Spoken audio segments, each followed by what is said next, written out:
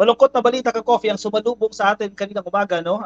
Nang pumutok o na ibinalita itong pagpanaw ng veteranong aktor na si Sir Ronaldo Valdez ka, Coffee. At ang akala natin dahil sa old age ang kanyang ikinamatay, pero may mga nagde-develop po na story at kailangan na pong ma-involve ang pulisya. Ito pala ang nangyari dito ka, Coffee. At ongoing pa rin po ang investigasyon na ginagawa dito sa kaso na ito, no? Kasi though hindi pa naman na-establish kung may foul play o ano ba ito, suicide ba itong naganap, pero kinakailangan pa pong magsagawa ng masusing investigasyon. Naglabas nga po kanina ng statement ang Quezon City Police District na nagsasagawa po sila ng thorough investigation, no?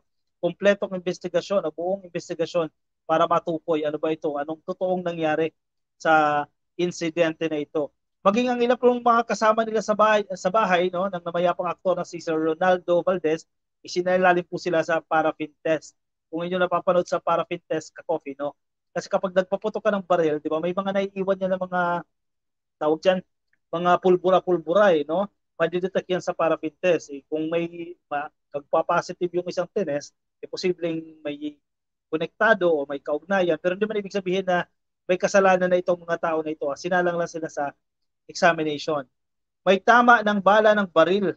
Di ba? Medyo nakakagulat ito ka, Coffee, no? Na ganito yung naging ending na ni Sir Ronaldo, no? May tama ng bala ng baril at walang malay ang aktor na si Ronaldo Valdez nang matagpuan po siya sa loob ng kwarto ng kanyang bahay dyan po sa Quezon City nitong linggo lang po ng hapon. At kaninang umaga nga ka, Coffee, ay nabalitaan natin itong malungkot na balita na ito. Ayon sa Quezon City Police District, isinugod ang aktor sa ospital pero idineklarang dead on arrival na po. Hindi na po nakaabot ng buhay ang veteranong aktor sa ospital.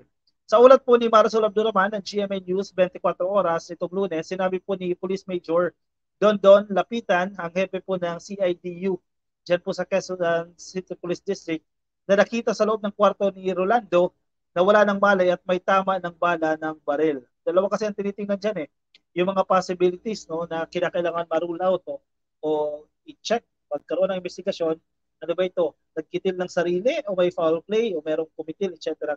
So, hintayin natin yung magiging output ng investigasyon na yan. Nakaupo umano si Rolando nang matagpuan na nasa kamay niya ang isang baril. Medyo nakakalungkot ito, medyo tragic ito ka, Coffee. Itinakbo sa ospital ang veteranong aktor pero idineklara ng dead on arrival.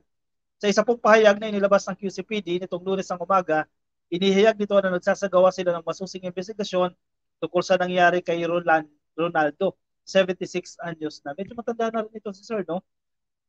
Pero malakas pa siya at the age of 76. Pero yun nga, may mga karamdaman na rin itong iniinda. Alam ko may prostate, sakit ito sa prostate, no? Na sa mga previous news, yan ang binabalita. Dahil may nakitang baril, sinasailalim sa paraffin test ang lahat ng tao sa bahay bilang bahagi ng standard operating procedure sa investigasyon. Hindi naman tinuturing na suspect agad itong mga sumailalim sa paraffin test ka, Coffee, no? Pero yun nga lang, SOP lang nila yan ka, Coffee, no? Kinakailangan lang sumailalim dyan sa procedure na yan, itong paraffin testing, no? Doon sa mga kasama niya dyan sa bahay. Pero hindi umano ito indikasyon na may kinalaman sa insidente ang mga isinilalim sa paraffin test. Ayon sa ulat, hinihintay pa ang resulta ng paraffin at ballistic test.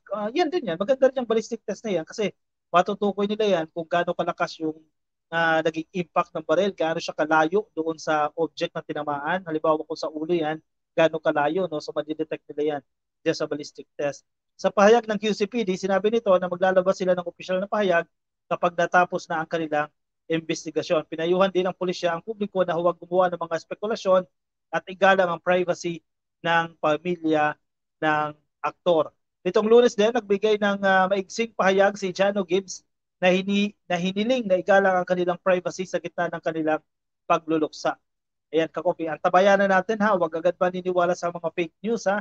Antabayanan natin kung ano yung magiging official statement dito ng Quezon City Police District. Pero ang ating pakikiramay po sa naiwang pamilya ng veteranong aktor na si Sir Ronaldo Valdez. Hindi Ado team replay ngayon ha. Hindi ako team replay ngayon. Magandang hapon everyone. Sir Enrico Rojas, happy viewing po sa inyo. Nakatutok sa atin mula dyan sa Vienna, Austria. Gano'ng kalamig dyan, sir? Ilang degree Celsius ang temperature natin dyan ng klima? No? Power residue, yan tawag ni Ma'am Nilda Galvez. Siya pala yung mas magandang pakinggan, no?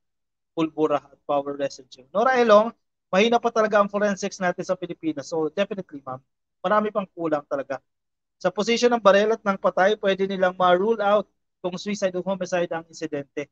Yes, kaya kailangan ng investigasyon.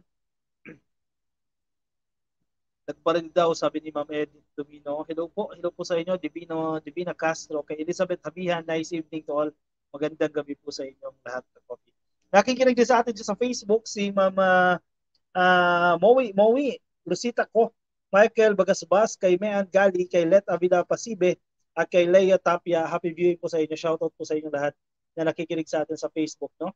Sa Coffee, baka hindi ka pa naka-like, hindi ka pa naka-follow sa ating Facebook page, yan, pasuyin na lang. Click lang po yung follow at click lang po ang like. Alright, sige. Ako'y pansamantala mo na magpapaalam. Ang bilis ng oras ka, Coffee, 26, 27 minutes, no?